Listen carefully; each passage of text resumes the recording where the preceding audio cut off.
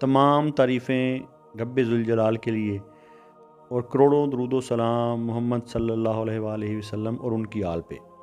अल्लाहुम्मा सल्ली अला मुहम्मद व आले मुहम्मद। मुर्शिद साईं सरकार की तरफ से तमाम सुनने और देखने वालों को अस्सलामु अलैकुम व रहमतुल्लाह। आप सबको मुर्शिद साईं सरकार की सिलसिला सबज़पोश बुखारी पर खुश आमदीद कहते हैं। ये सिलसिला कोई आम सिलसिला नहीं, ये सिलसिला अहले बैत अलैहिस्सलाम से जुड़ा हुआ है, जो इमाम अली नकी अलैहिस्सलाम से होता हुआ हज़रत सैयद मोहम्मद शाह सबज़पोश बुखारी रहमतुल्लाह अलैह तक पहुँचा और वहाँ से होता हुआ 36वें पुष्प पर मुर्शिद साईं सरकार तक पहुँचा और चला आ रहा है। इस सिलसिले का मकसद शिर्क व बिदात से दूर रखना, तावीज़ात से दूर रखना और फ़ैज़ान अहले बैत, तालीमात अहले बैत अलैहिस्सलाम के ज़रिए, वज़ाइफ़ के ज़रिए आपके मसाइल का हल करना और आपकी ज़िंदगियों और आपके दिलों को मुनव्वर करना है। 5 वक्त की नमाज़ पढ़ें और अल्लाह ताला से दुआ मांगें और जो वजीफ़ा आपको इस वीडियो में बताया जाए उस वजीफ़ा पर अमल करें। इस वीडियो में आज हम एक ऐसे मौजू पर बात कर रहे हैं, एक अहम फल्कियाती वाक़े पर, यानी कि सूरज ग्रहण के बारे में बात कर रहे हैं कि जो 17 फरवरी 2026 को होगा। ये कोई आम वाक़या नहीं, ये अल्लाह की निशानी भी है और इंसान की रूहानी बेदारी का वक्त भी है। लेकिन सवाल ये है, क्या हम इसे सिर्फ तमाशा समझें या इसे ज़िंदगी बदलने वाला रूहानी लम्हा समझें?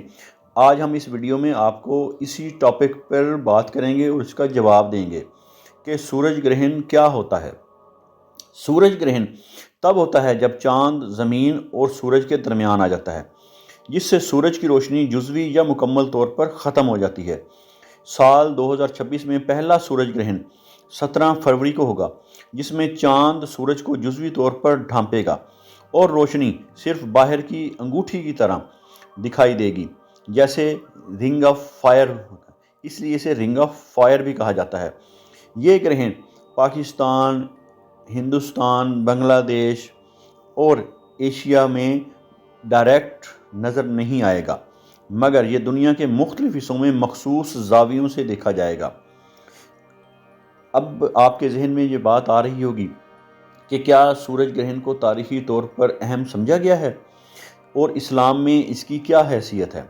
देखें, इस्लाम में सूरज और चाँद ग्रहणों दोनों को जो है वो एक अलामत और किसी एक फ़र्द की वजह से नहीं समझा गया, बल्कि अल्लाह ताला ने कुदरत की अज़मत के लिए इसको समझाया गया है।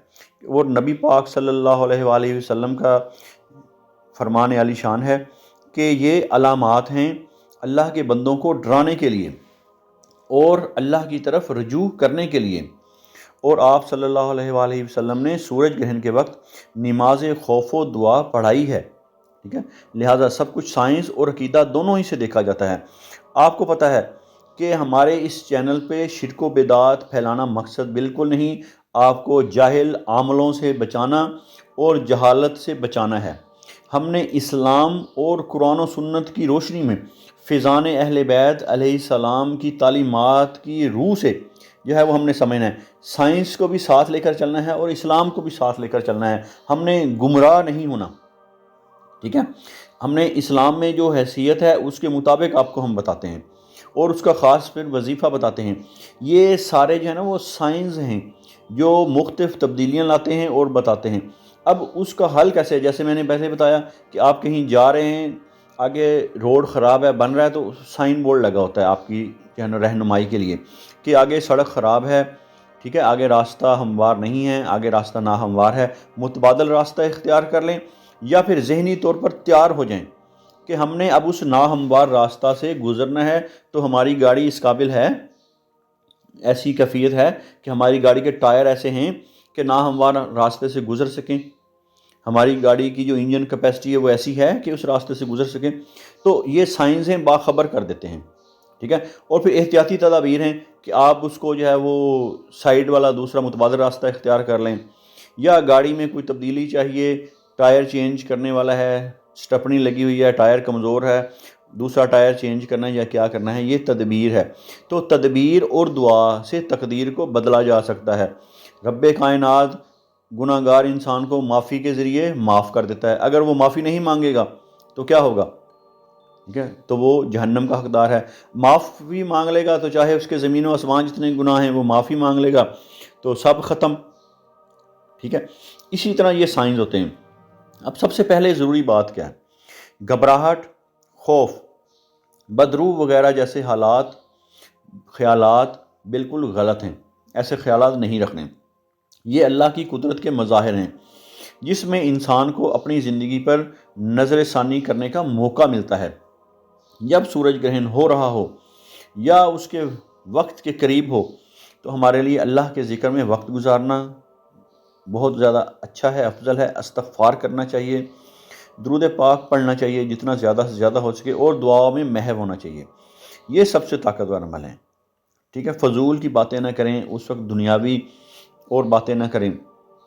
سورج گرہن کے وقت کا جو بہترین عمل ہے وہ میں آپ کو بتانے جا رہا ہوں۔ آج ہم اسی کے لیے ایک جامع عمل پیش کر رہے ہیں جو قرآن و سنت اور روحانیت کے بہترین اصولوں پر مبنی ہے، تاکہ یہ دن آپ کے لیے رحمت اور تقدیر کی تبدیلی اور دعاؤں کی قبولیت بن جائے۔ یہاں یاد رکھیں، پہلے بھی میں ہر ویڈیو میں کہتا ہوں، عمل زبان سے نہیں دل سے کرنا ہے، اور نیت سے بالکل صاف اور صدق کے دل سے کرنا ہے۔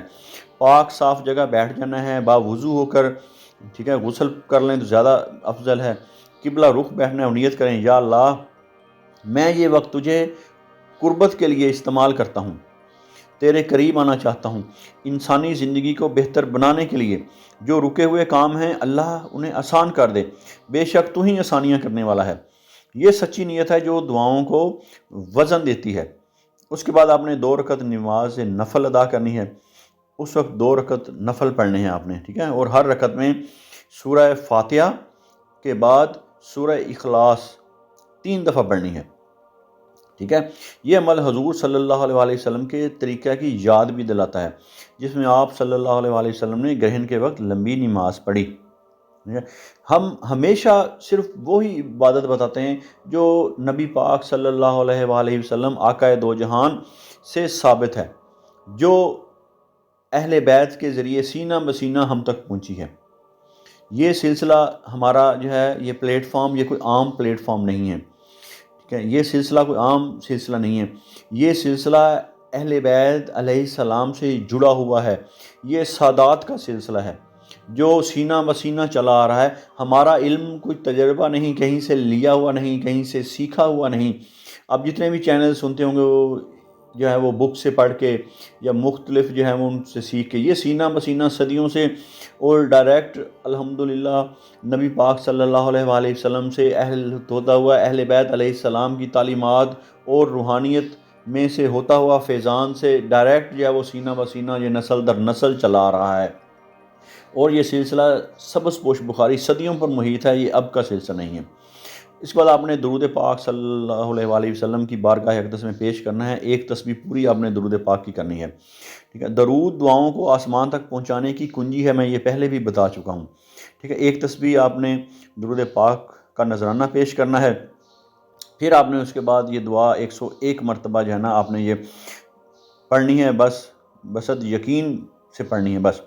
اللہم یا حیو یا قیوم برحمتک استغیث، اللہم یا حیو یا قیوم برحمتک استغیث، ٹھیک ہے، یہ آپ نے پڑھنا ہے۔ یہ دعا اللہ کی رحمت اور عنایت کا در کھولنے کی دعا ہے جو گہرے دل کی صدا ہے آپ کی۔ اب دل میں آہ و ندامت کے ساتھ پڑھیں، استغفر اللہ استغفر اللہ، ٹھیک ہے، 100 مرتبہ پڑھ لیں۔ یہ استغفار دل کے زنگ کو جھڑنے دیتا ہے، تقدیر میں سکون اور توبہ لاتا ہے۔ یہ گرہن صرف فلکیاتی واقعہ نہیں بلکہ ایک حقیقی سبق ہے۔ زندگی کی روشنی کہیں چھپی تو نہیں؟ کیا ہم صرف دنیا کی طرف دیکھ تو نہیں رہے؟ کیا ہم روحانیت، عبادت اور اللہ کی طرف کم ہو رہے ہیں؟ یہ سوال سورج گرہن کے ذرے ذرے میں پوشیدہ ہیں۔ اسلام میں ذکر اور دعا کا بہترین وقت وہ ہے جو ہے اس میں دعائیں، کہتے ہیں نا دعائیں کب زیادہ مؤثر ہوتی ہیں، تو میں یہ آپ کو بہترین وقت بتانے جا رہا ہوں جب دعا بہت زیادہ قبول ہوتی ہیں، رد نہیں ہوتی۔ صبح و سویرے کی دعا اللہ تعالیٰ کو بڑی جو ہے نا وہ پیاری لگتی ہے، فجر کی نماز سے پہلے یا فجر کی نماز کے بعد، ٹھیک ہو گیا، اور پھر کسی بھی نماز کے بعد، کوئی بھی آپ نماز پڑھتے ہیں اس کے بعد جو دعا مانگتے ہیں، اور رات کے سناٹوں میں جب پوری دنیا سو جاتی ہے گہری نیند اور آپ جاگ رہے ہوں اور اپنے رب کے حضور پیش ہوں، بس اور اس کے بعد جو سورج گرہن جیسے فلکیاتی لمحے جو ہوتے ہیں، ان لمحوں میں دعا بہت جلدی قبول ہوتی ہے۔ یہ وہ وقت ہے جب دعا اسی قوت پر اثر ڈالتی ہے جس نے فلک بنائے۔ فلک کس نے بنائے؟ اللہ رب العزت نے۔ تو اب جو ہے، جو عام لوگوں کے دلوں میں جو سوالات آتے ہیں، ٹھیک ہے، میں ان کے جواب دے رہا ہوں جو آپ کے مائنڈ میں سوال آتے ہیں کہ کیا سورج گرہن غلطی یا نحوست ہے؟ نہیں، یہ اللہ کی قدرت ہے، خوف کی نہیں، غور کی وجہ ہے۔ ٹھیک ہے، اس میں خوف نہ کریں، ڈرے نہ، ٹھیک ہے، اللہ کی طرف راغب ہوں۔ جو اللہ کی طرف راغب ہوتے ہیں ان کے لیے کوئی خوف نہیں ہے۔ دوسرا سوال ذہن میں آتا ہوگا آپ لوگوں کے، کیا اس وقت کچھ خاص وظیفہ کرنا ضروری ہے؟ ہاں، اللہ کی طرف رجوع اور دعا کرنا سب سے اہم ہے، کیونکہ یہ بات نبی کریم صلی اللہ علیہ وآلہ وسلم سے ثابت ہے۔ اچھا، یہ جو سورج گرہن ہے 17 فروری کا، یہ 2026 کا پہلا سورج گرہن، کیا یہ پاکستان میں، ہندوستان میں یا یہ عرب ممالک میں ادھر نظر آئے گا؟ تو یہ فروری 17 کے جو سورج گرہن کا مشاہدہ پاکستان میں یا یہ انڈیا میں یا دبئی میں، یہ ادھر جو گرد و نواح کے ممالک ہیں، ایشیا ہے، گلف کنٹریز میں، یہاں پر وہ کم ہوگا، اتنا براہ راست نہیں ہوگا، لیکن روحانی لحاظ سے ہر مسلمان اسے اپنی زندگی کے لیے جو ہے وہ واقعہ سمجھ سکتا ہے، اور اس میں یہ سارا جو ہے نا عمل کریں گے تو یہ بہت جلدی قبولیت، آپ کی تمام پریشانیاں ختم ہو جائیں گی۔ تو اگر آپ چاہتے ہیں کہ میں اگلے سورج یا چاند گرہن کا روحانی اسرار اور اسی طرح آپ کے تمام بروج پر اس کے اثرات جو ہیں اور دعا اور وظیفے کا عرصہ وار نقشہ آپ کو اسی طرح ملتا رہیں، تو کمنٹ میں لکھیں اور اپنے دوستوں کے ساتھ شیئر ضرور کریں۔ اللہ آپ کو روشنی دے، اللہ آپ کو رحمت عطا فرمائے اور آپ کے دل کو اپنے قریب کرے، آمین یا رب العالمین۔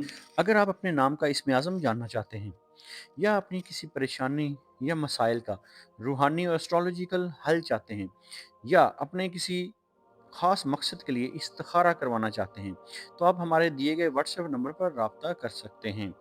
ہمارا علم تجربہ نہیں، وراثت ہے جو صدیوں سے چلا آ رہا ہے۔ ہم تعلیمات اہل بیت علیہ السلام اور فیضان اہل بیت علیہ السلام کے ذریعے آپ کی زندگیوں اور آپ کے دلوں کو منور کرتے ہیں اور آپ کے مسائل کا روحانی حل کرتے ہیں۔ یہ علم اہل بیت علیہ السلام سے سینہ بسینہ امام علی نقی علیہ السلام 10ویں امام سے ہوتا ہوا حضرت سید محمد شاہ سبز پوش بخاری رحمۃ اللہ علیہ تک اور وہاں سے ہوتا ہوا مرشد سائیں سرکار تک چلا آ رہا ہے۔ اللہ تعالیٰ آپ کو اپنے برگزیدہ بندوں اور انعام یافتہ لوگوں میں شامل فرمائے اور آپ کو اپنی مخلوق میں خیر بانٹنے والا بنائے، الہی آمین۔